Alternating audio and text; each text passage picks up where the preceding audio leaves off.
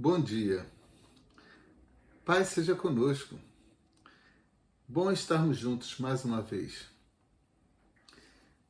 Nesta manhã, estaremos examinando mais um tema importante em nossa atualidade. O assunto é parte da série de estudos da revista que foi adotada por nossa igreja para refletirmos neste último trimestre. E assim como fizemos na abertura da primeira lição, faremos hoje, mais uma vez, um destaque para a chamada que nos faz a apresentação de capa da revista, a nos advertir de que não adianta evitar os assuntos urgentes, eles não vão embora. A lição de hoje leva-nos ao exame de um assunto que gera profunda influência na estruturação da família natural de nossos dias.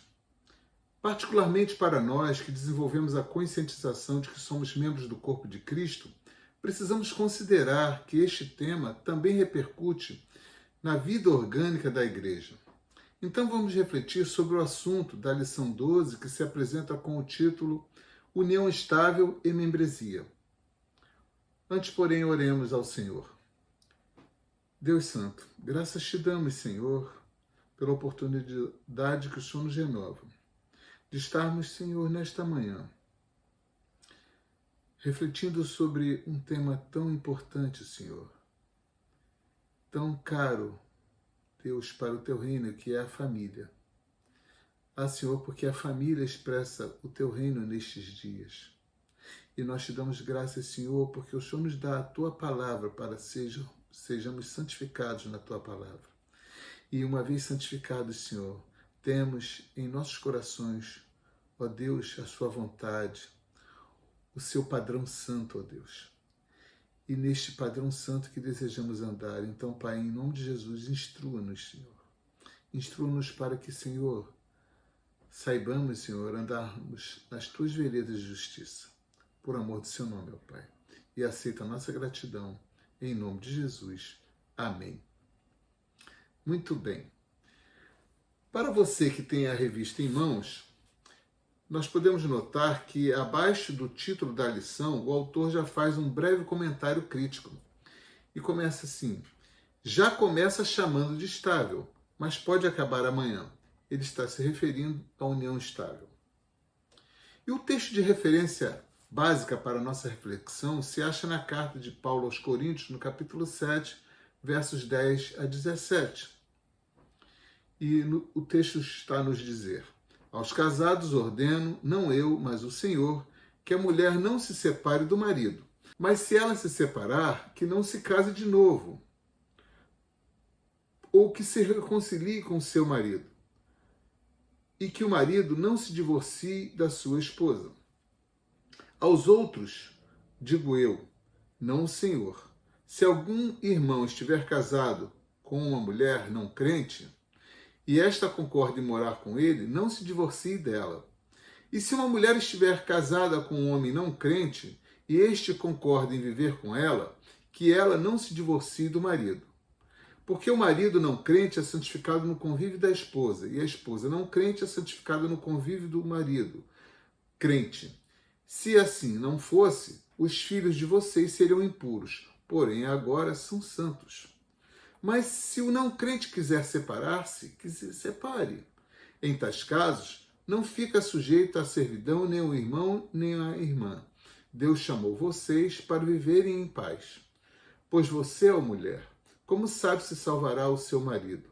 Ou você, ó marido, como sabe se salvará a sua mulher? No mais, que cada um ande segundo o que o Senhor lhe concedeu, conforme Deus o chamou, e isto que ordeno a todas as igrejas.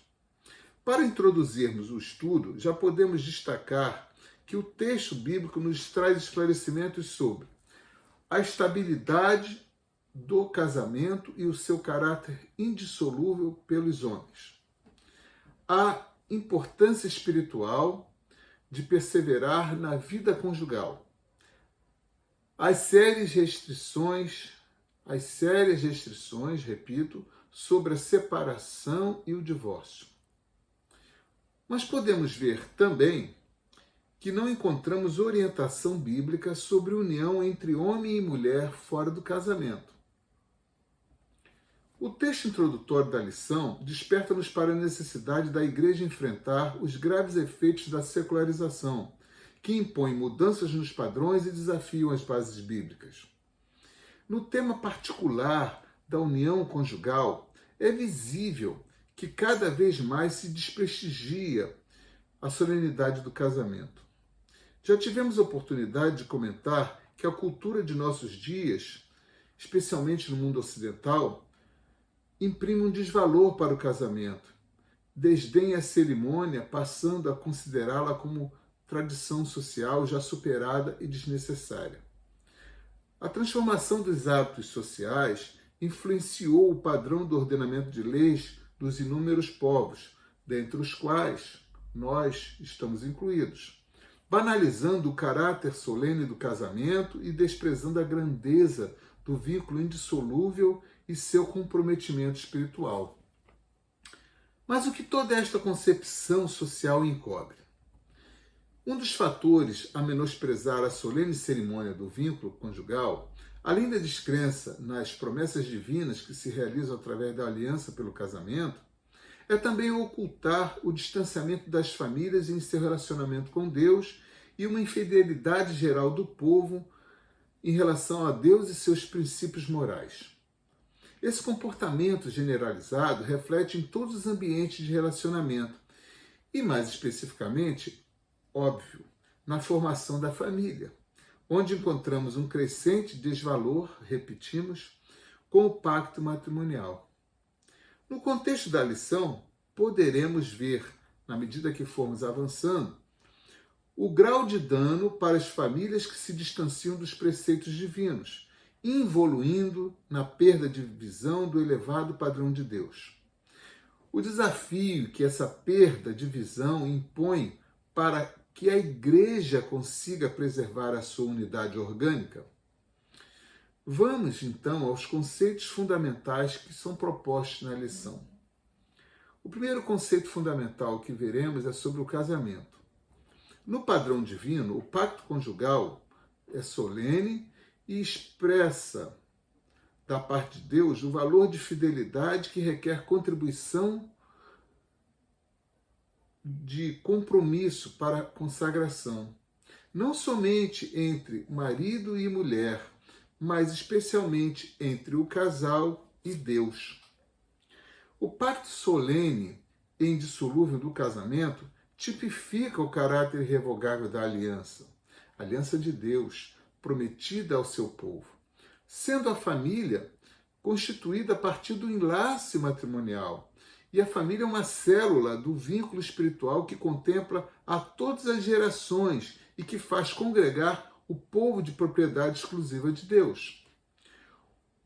Em razão do seu estado moral, espiritual depravado, o ser humano cada vez mais desqualifica os relacionamentos para relativizar a verdade e justificar as suas mazelas.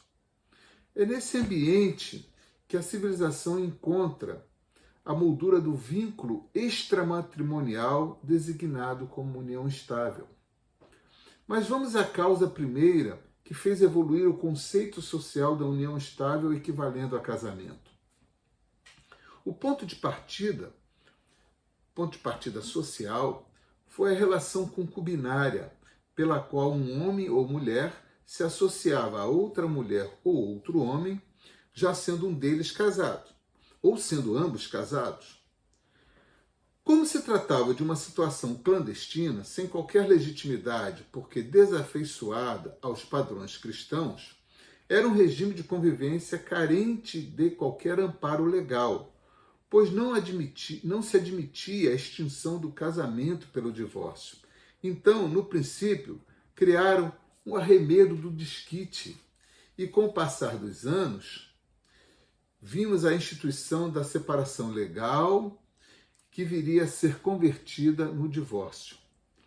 No Brasil, havia como que uma certa reverência aos princípios religiosos cristãos, até que as decisões dos tribunais começaram a admitir os efeitos dessa convivência heterossexual sem previsão legal sob o tratamento de sociedade de fato. Essa tímida, mas reiterada consagração judicial fez desenvolver uma tolerância pela tal convivência prolongada, fora do casamento formal e solene. Na ciência do direito, nem sempre a legalidade expressa a moralidade, pois o moral legal guarda a percepção diferenciada. Bem ao contrário da lógica cristã, significa dizer que, apesar de certas relações não serem morais, merecem proteção jurídica com legalidade reconhecida. Por causa dessa filosofia predominante, a ciência jurídica do mundo ocidental admite que um comportamento social não rejeitado merece ser reconhecido, porque antes já foi consagrado pela sociedade, ainda que esteja muito distante do moral cristão, e mesmo que o cristianismo prevaleça como religião nominal daquele determinado povo, do nosso povo, como exemplo. Então a vida em comum, afetiva e prolongada entre heterossexuais, homem e mulher, fora do casamento formal e solene, foi acolhida com tolerância social e jurídica, como uma autêntica convivência marital, e recebeu o nome diferenciador de união estável. No Brasil, a união estável foi consagrada no ordenamento jurídico a partir da Constituição de 1988 e, logo depois, na sua introdução no Código Civil de 2002. Tanto a Constituição como o Código Civil brasileiro preceituam que, para efeito de proteção do Estado, é reconhecida a união estável entre o homem e a mulher como entidade familiar, devendo a lei facilitar sua conversão em casamento. E que a união estável se configura na convivência pública, contínua e duradoura, estabelecida com o objetivo de constituição de família. Daí nós concluímos que a nossa sociedade, respaldada nos costumes consagrados na legislação, costumes que nem sempre foram costumes morais, considera e equipara a união estável como base de formação da família natural, tal como o casamento solene, celebrado. Assim é a nossa legislação. É interessante comentar que no nosso sistema jurídico há preceitos que, neles, o casamento estabelece a comunhão plena de vida, com a igualdade de direitos e deveres entre os cônjuges, entre o homem e a mulher. Também o nosso sistema jurídico estabelece que o casamento é civil e gratuita a sua celebração. E a legislação construiu dois tipos de casamento, o civil e o religioso. A legislação admite que o casamento religioso tem efeito civil, mas também admite que pode haver casamento civil fora de casamento religioso, louvando-se no princípio do Estado laico. Mas a legislação estabelece que a união estável tem proteção do Estado e a lei deve facilitar a conversão da união estável em casamento. Mas vamos ver como é na prática. Você sabe quanto custa para processar um casamento? Processar um casamento é requerer no cartório do registro civil de pessoas naturais, pagar os chamados proclamos matrimoniais, a habilitação, é um processamento, até o dia da celebração. Você sabe quanto custa entre nós aqui? Não é pouco. Agora, você sabe quanto custa para firmar uma escritura declaratória de união estável, que não é obrigatória para ser reconhecida a união estável? Para o casamento, é obrigatório um processo de habilitação que vai resultar naquela celebração e a expedição de uma certidão de casamento. Para a união estável, tem sido cada vez mais reiterada a prática da escritura declaratória, mas o valor é a 10ª parte, um pouco mais, do valor de custo integral para processar um casamento. Se nós fizermos a comparação de custos, nós veremos facilmente que a nossa legislação está incentivando a união estável. Agora vamos à armadilha da nossa legislação. Pela Constituição Federal e pelo Código Civil, o casamento válido somente se dissolve por morte, por divórcio ou pela ausência declarada. Agora, vamos examinar que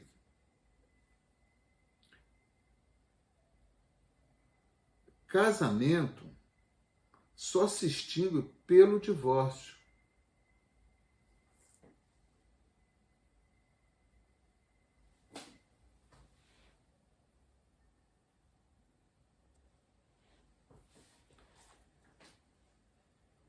Reparemos que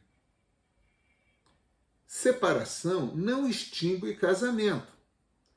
Então, quem formar união estável nestas condições estaria praticando vida em comum em adultério. Vou repetir. Veja bem a armadilha da nossa legislação.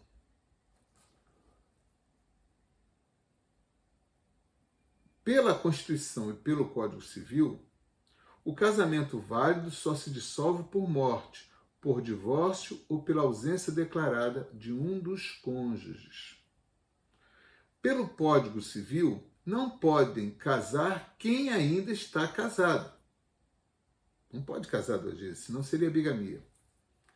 Mas pelo Código Civil, pode-se formar união estável mesmo entre casados ou sendo apenas um deles casado, contanto que estejam separados de fato ou separados judicialmente. Ora, mas acontece que a separação judicial não extingue o casamento. Então, se a separação judicial, que é submetida a um processo, não extingue o casamento só se extingue pelo divórcio, pela morte ou por ausência declarada judicialmente de um dos cônjuges, como pode se instituir união estável havendo um deles casado ou até ambos casados, mas separados de fato ou separados judicialmente? Reparemos que, nesse sistema, a formação de união estável, praticando vida comum, reiterada, com fama, com publicidade, é um autêntico adultério. Mas aí o que fez o legislador? O legislador descriminalizou a conduta do adultério. Ela era prevista no artigo 240 do Código Penal. Mas por que o adultério foi sendo considerado tolerável pela sociedade? E aí haveria uma contradição, porque a lei civil admite a formação da união estável com pessoas casadas e separadas de fato no casamento original. Essa legislação não pode admitir o adultério com penalidade. É assim que, se a igreja não vigiar a sua pureza, em nome da tolerância, acolhe o secularismo, porque o secularismo recepcionou esse comportamento. Mas se nós acolhermos o secularismo sem observarmos, sem vigiarmos nosso ambiente de comunidade santificada, nós vamos estar tolerando o adultério. O adultério consentido, o adultério tolerado pela sociedade. Sob os fundamentos bíblicos, A prática da união estável constitui infidelidade a Deus, uma vez que o casamento é um vínculo sagrado entre homem e mulher, firmado diante de Deus e com publicidade, para ser consumado normalmente pela relação sexual. A palavra cônjuge decorre da conjugação sexual. Se não há casamento, também não há conjugalidade. Aí podemos compreender o que significa cobrir de lágrimas o altar do Senhor, quando expressado pelo profeta Malaquias 4 séculos antes de Cristo, e que está lá no livro profético. Malaquias, no capítulo 2, versos 13 e 14. Ainda fazeis isto, cobris o altar do Senhor de lágrimas, de choro e de gemidos, de sorte que ele já não olha para a oferta nem a aceita com prazer da vossa mão. E perguntais, por quê? Porque o Senhor foi testemunha da aliança entre ti e a mulher da tua mocidade, com a qual tu fostes desleal, sendo ela a tua companheira e a mulher da tua aliança. É óbvio que aqui é na palavra profética, na palavra do Senhor, há uma repreensão do homem que abandona a mulher. Mas nos tempos atuais, a palavra de repreensão é para o homem e para a mulher. No Evangelho segundo Mateus, no capítulo 5, verso 31, quando o Senhor está realizando o seu sermão no monte, ele reúne o povo para ensinar preceitos do reino de Deus. E ele expõe sobre o divórcio de um casal e suas consequências, introduzindo a percepção de que o divórcio não deveria ser uma prática consagrada pelo povo de Israel, pois Israel deveria ser reconhecido entre as nações como povo de testemunho santo. Repare que há abominação nas conjugações maritais sem vínculo sagrado. A conjugação marital sem vínculo sagrado é abominável perante o Senhor. Portanto, ainda que não seja simultânea, ao mesmo tempo, qualquer conjunção carnal sem vínculo sagrado é considerada profanação do santuário espiritual. Sabe por quê? Porque Deus está muito mais comprometido com o casamento do que com as partes humanas do pacto. Procuremos discernir essa verdade. O casamento é pacto por vocação divina, celebrado solenemente na bênção divina irrevogável, para que o fruto desse pacto seja humanamente santificado em imagem e semelhança do Deus Criador. Precisamos guardar a ideia de que o pacto, a aliança, tem fundamento numa promessa mútua, pela qual um homem promete a uma mulher e a mulher promete ao homem, e ambos prometem diante de Deus, que sendo Criador eterno e provedor do relacionamento com a criação, muito antes prometeu a bênção para se consolidar a aliança. Então já podemos afirmar que o que reveste de solenidade o pacto, a aliança, é exatamente o testemunho por promessa santa de Deus, que somente se revela no casamento. Agora vamos avançar no estudo para refletirmos sobre o conceito fundamental de membresia. Membresia significa reunião de membros. No caso da igreja cristã, significa a reunião dos convertidos que se tornam parte, membros, não somente de uma igreja local, que é visível, mas principalmente do corpo místico de Cristo, que é invisível aos olhos naturais. Mas este corpo místico invisível, que um dia será glorificado, precisa ser resguardado, saudável, praticando a mutualidade, sendo apegado à comunhão, ao amor, às boas obras. A compreensão de ser corpo de Cristo precisa guardar a convicção de pertencimento a Deus. Portanto, ninguém é verdadeiramente membro se não pertencer ao corpo, ao organismo.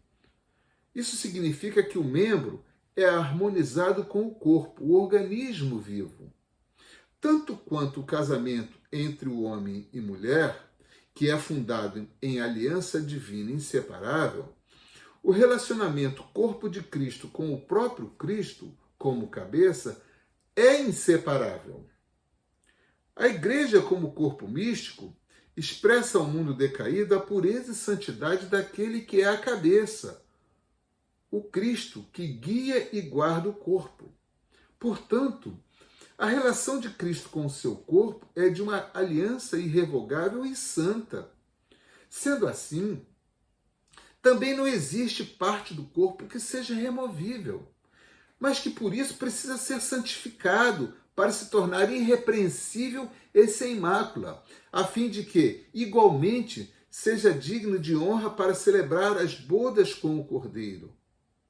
Assim como a palavra nos ensina que digno de honra seja o leito sem mácula, a palavra também nos ensina que o Senhor santifica a sua igreja para torná-la irrepreensível e sem mácula, a fim de que ela seja preparada com dignidade e honra para a celebração das bodas consigo mesmo, ele que é o Cordeiro Santo.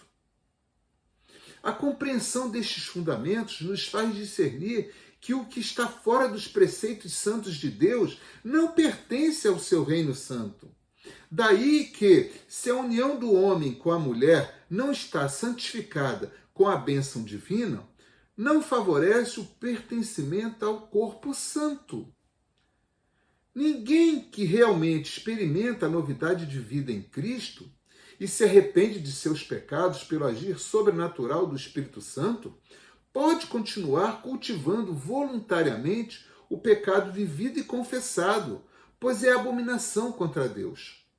No caso da vida marital fora da bênção divina matrimonial, há evidência de falta de conserto, uma vez que a conjunção carnal precedeu o pacto solene celebrado diante de Deus ou vem acontecendo em concorrência conjugal. E aí é prática fornicária ou adúltera, fora da bênção. Agora vou lhes falar algo profundamente bíblico, mas que é polêmico porque mal interpretado segundo a boa exegese bíblica. Você sabe o que é bênção e o que é oposto à bênção? Bênção divina decorre da obediência a Deus, com amor, humildade e prática da justiça. Fora da bênção, há a maldição, que não se resolve em reuniões especiais de igreja, se não houver arrependimento sincero no coração e confissão a Cristo para obter perdão. Ou estamos sob a bênção ou sob a maldição. Quem tiver dúvidas sobre bênção e maldição, oposição de uma à outra, e tenha certeza que isso não sai do tema da lição, ore e busque discernimento, para não colocar a culpa no pai da mentira. E examine os textos como Gênesis 3, verso 17, Gênesis 12, verso 3, Deuteronômio, capítulo 11, versos 26 a 28a, e Evangelho segundo João, capítulo 8, verso 31 a 36. Meus queridos, chegamos agora ao diferencial bíblico, a estabilidade da família. A Bíblia nos ensina em 1 Coríntios, no capítulo 14, verso 33, que Deus não é Deus de confusão, e sim de paz. O contexto bíblico de aplicação desse texto na carta aos Coríntios era um ambiente de dúvida que causava sincero conflito íntimo entre a experiência de uma nova vida, sob autêntica conversão e santificação em Cristo, e a permanência no convívio marital fora do mandamento divino. No tocante a esta relação crente e incrédulo, o padrão bíblico está no arbítrio da paz no coração arrependido, contemplado pelo benefício da santificação através daquele que recebeu a filiação em Cristo. E aí entramos no ponto crucial que é abordado no tópico seguinte. Olhemos agora, nesse tópico, a questão da membresia. Este é o aspecto mais sensível desta lição. pois implica em esclarecimento para a igreja, porque em nome da tolerância, que já abordamos, as opiniões se dividem. Mas o sentir emotivo precisa dar lugar ao sentir racional cristão, pois Deus é amor, mas também é justiça santa. Essa reflexão, esse aspecto da lição é tão sensível que, no âmbito de nossa igreja, o pastor Luiz Felipe e eu temos conversado sobre as nuances desse tema, sobre suas particularidades, que requerem redobrada sabedoria e liderança eclesiástica, a fim de exprimir uma unidade doutrinária dotada de sóbria instrução para nossa comunidade de fé, nossa igreja local. Inclusive, na lição ficou muito claro que seu autor traz consigo uma experiência de governança presbiteriana, uma vez que se refere sempre ao conselho da igreja. Mas seja lá qual for o sistema de governo eclesiástico, é fato que o tópico já inicia com a pergunta fundamental: podem ser membros aqueles que vivem sob o regime da união estável?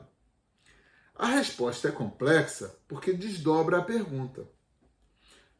Estamos falando de um casal de conviventes que são convertidos ou de apenas um parceiro da união estável que está convertido? Sendo apenas um dos conviventes, há clara e visível expressão de nova vida com arrependimento? Por que falamos isso? Porque se nós estamos falando de um casal de conviventes que são convertidos, é óbvio que será requerido a eles a regularização da vida em comum pelo casamento. E ambos, sendo convertidos, não oferecerão resistência, porque estão diante da palavra. Mas quando apenas um parceiro na união estável é que está convertido, sendo apenas um dos conviventes, há clara e visível expressão de nova vida naquele que é crente, novo crente, que vive nova vida com arrependimento? Como se comporta o convivente incrédulo diante da conversão do outro par, do seu parceiro, do seu esposo ou de sua mulher? A vontade de casar, declarada apenas pelo que é crente, não soluciona a controvérsia, pois não haverá garantia de castidade. E a vontade pessoal de um em desejar casar não assegura que a vontade do outro que não é crente caminhe no mesmo sentido, porque pode estar muito acomodado na situação que já vive. Aquele que não foi alcançado pela luz do Evangelho não vê diferencial. Mas há um outro fator. Existem filhos que são frutos do relacionamento, e estamos falando aqui do relacionamento em união estável. Vejam como aquela pergunta original: podem ser membros aqueles que vivem sob o regime da união estável? Vejam que aquela pergunta se desdobra em outras indagações. Mas reparem que para chegarmos até aqui, fizemos uma abordagem sobre o processo de assimilação social secular.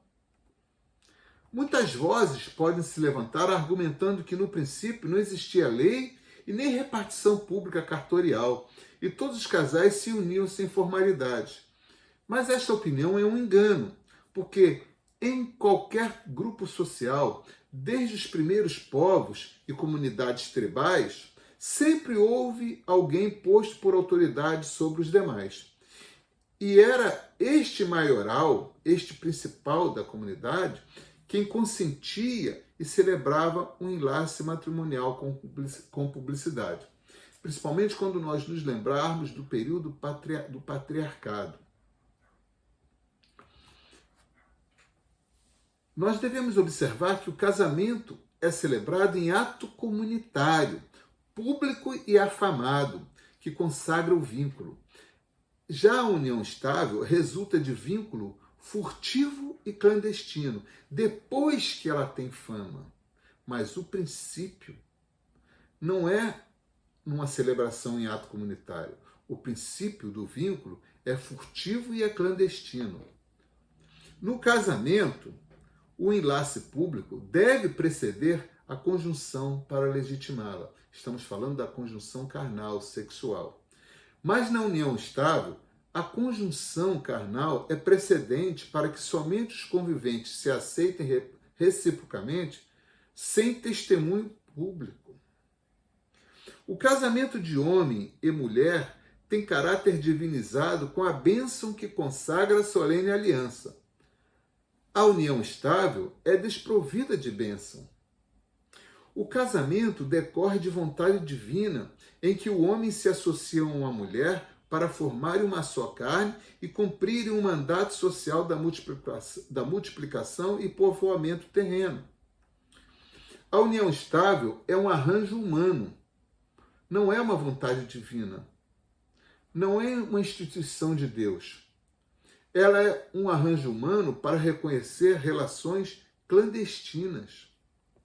Casamento e membresia de igreja são instituições de relacionamento, dadas por Deus para expressar o seu amor com os que lhe pertencem. O pecado só é remido pelo poder divino e nunca por convenção humana. Se Deus não pactua com o pecado, a igreja que congrega o povo que lhe pertence não pode consentir e conviver com a prática do pecado. Note bem que se há uma união estável e ela é convertida em casamento, naturalmente é porque houve arrependimento do pecado e houve o remir de Deus, do poder de Deus. Mas não porque simplesmente houve uma regularização civil. A regularização civil aí decorreu do arrependimento da prática pecaminosa. Se Deus não pactua com o pecado, a igreja que congrega o povo que lhe pertence, não pode consentir e conviver com a prática do pecado. Nós caminhamos para a conclusão afirmando com segurança que a igreja é uma comunidade de discípulos cristãos, comissionada para amar o mundo como Deus amou e ama, buscando transformar este mundo com a renovação de nossas mentes, mas nunca sendo conformada e afeiçoada com a depravação do mundo. As famílias de nossos dias também são compostas de jovens que se preparam para formar novas famílias nas futuras gerações. Como famílias cristãs, famílias que buscam reescrever sua história dentro da história da criação, devemos nos empenhar para instruir as gerações com esses princípios divinos e irrevogáveis. Quando participarmos da cerimônia de um casamento cristão, não pensemos que estamos diante de uma convenção social em extinção. Procuremos nos lembrar que estamos tendo o privilégio de testemunhar a celebração de um pacto solene, ainda que os nubentes não sejam cristãos professos, porque o casamento foi instituído por Deus. Ele é testemunhado e atestado por nosso Deus santo e soberano. E assim, sempre que formos testemunhas presenciais de promessas e votos proferidos em casamento, que todos nós que somos cristãos estejamos refletindo nas responsabilidades do pacto que nos cumpre preservar porque é solene. Sempre ore pela liderança eclesiástica da sua igreja local, rogando o revestimento e provisão do Espírito Santo, para que sua liderança saiba sempre orientar e conduzir as decisões que visam a resguardar a pureza e santidade da membresia. Supliquemos Que Deus nos renove em compromisso de fidelidade, no poder do Espírito Santo, para que saibamos nos preservar fiéis aos princípios e resistirmos aos apelos do secularismo, que corrompem as mentes com o intuito satânico de destruir os padrões de obediência e fidelidade às revelações de Deus. Assim nós concluímos esta lição sobre este tema. Que Deus nos abençoe. Vamos orar neste momento. Senhor, graças te damos, porque o Senhor nos concede o discernimento para compartilharmos, para sermos edificados, para sermos amadurecidos, Senhor, em princípios bíblicos, princípios dados pela Tua palavra reveladora, da Tua santidade, do Teu propósito de nos redimir, nos fazer um povo santo, um povo puro porque é de propriedade peculiar, exclusiva do Senhor, que é Deus Santo. Aceita nossa gratidão, Senhor, porque sendo nós imperfeitos, pecadores, o Senhor nos separa, o Senhor nos conserta, o Senhor nos aperfeiçoa, o Senhor nos santifica. Senhor, que este estudo, nesta manhã, no dia de hoje e em qualquer tempo, fale aos nossos corações para mantermos a nossa pureza, a nossa sobriedade, para que sejamos sempre, Senhor, povo que expressa o corpo de Cristo, que expressa o Teu reino, para o louvor da Tua glória. Em nome de Jesus oramos. Amém. Graças a Deus. Até uma outra oportunidade. Que Deus abençoe a você no dia de hoje e sempre.